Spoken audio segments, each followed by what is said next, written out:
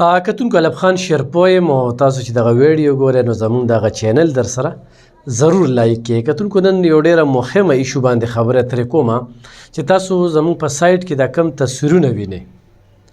نو دا یو کس دی چې مخکې شب قدر و او اوس پېښور ته شفت شوی دی. نوم یې دی رضا محمد. په دوبۍ کې زموږ یو سماجي عوامي شخصیت چې هغه هم د دې شب قدر سیمې سره تعلق ساتي، یو ډېر میلمه دوست انسان دی او یو ښه خاندان سره تعلق ساتي. کله هم چې د دې ځای نه څوک لاړ شي نو هغه یې ضرور میلمستیا کوي. دا لږ هم په وزټ باندې دوبۍ ته تللی و. هلته کې فیصل نومې کس چې کوم دی نو فضل ربي صاحب ته د دې رضا محمد خبرې وکړه چې یاره ځای نشته دی، دا ستوګنې دپاره د ده بندوبست وکړه، خوراک څښاک په وزټ راغلی دی، دلته کې جاب کول غواړي. هغه په خپله کیمره کې چې کوم دی نو دله یعنې په خپل زړه کې دله ځای ورکړ، دله به یې خرچه ورکوله او په ده باندې به یې خوراک څښاک خو هم کو. څو ورځې تېرې شوي دي، دی چې به کله انټرویو ته نو هغوی به ورله پیسې راغونډې کړې، هغه به هم ورکولې. فضل ربي صاحب په دوبۍ کې ډېر خلکه پېژني او دې ځای نه چې څومره خلکه مسافرۍ له تللي دي او فضل ربي صاحب سره لیده کاته شوې ده یا هغه د چارسدي یا پښتون کس سیږي نو خو هغه څه مسله وي. د دې نه مخکې یوه زنانه وه چې موږ ورله ویډیو کړې وه او هغه د دوبۍ نه ورته چا کال کړی دی چې یاره تاله ما جاب کړی دی او راشه. هغه سره د خاوند ده چې کومه دوبۍ ته تللی ده او په دوبۍ کې ته چې هغه سړي بیا لیدلی ده نو بس هغه ته پټ شوی دی. اکثر خلک چې کوم دی نو په دې څادر کې دا سترګې سیکي نو بس هغه وایي یاره به دغه زنانه چې کومه ده د سره زه واده م کوم او دا زنانه چې کومه ده نو بس څنګه به راشي او بس ټیلیفونونه بیا شروع کړي. هغه هم هر چا چې ولې دا ویزه کړې وه نو بس هم سترګې لیدلې وې خو چلته بیا لیده کاته شوي دي نو بیا ته پټ شوی دی.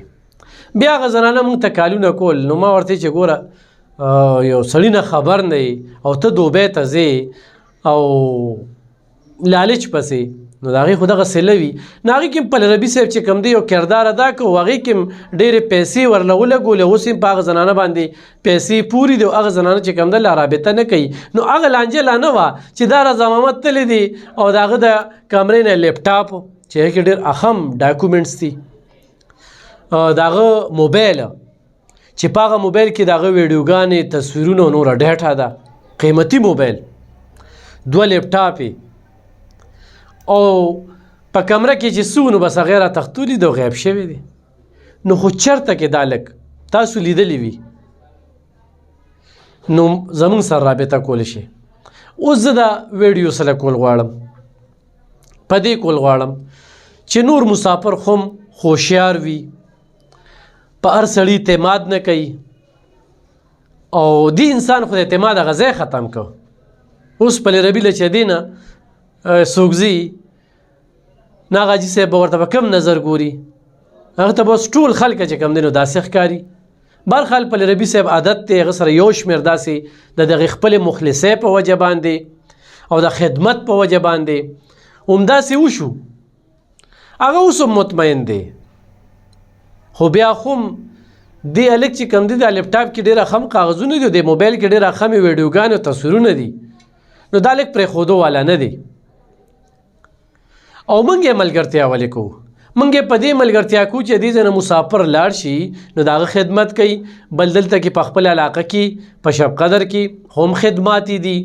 بل زموږ یو ملګری دی شیر علي خان صاحب چې څه تعارف محتاج نه دی، د زلمي ریډیو CEO دی، زموږ استاز دی، هغه تللی و، د هغې ډېره میلمستیا کړې وه او هغه موږ سره بار بار په رابطه کې هم دی. چونکې فضل ربي صاحب موږ خپل هم پېژنو خو د شیر علي صاحب چې کوم دی نو بیا په موږ باندې ډېر وس رسي، د هغه خبره موږ کوزه نه شو غورځولی نو د هغه په وجه باندې خو هم دې خبرې له موږ زیات زور ورکوو. نو زما چې څومره کتونکي دي دا کس چېرته مو لیده نو پورې دې زموږ سره رابطه وکړي او نور مسافر دی چې کوم دی خو هم هوښیار اوسي، د یو سړي د جانچ پړتال کوي، هغه له دې بیا په زړه کې ځای ورکوي، هغه له دې بیا په کمره کې ځای ورکوي.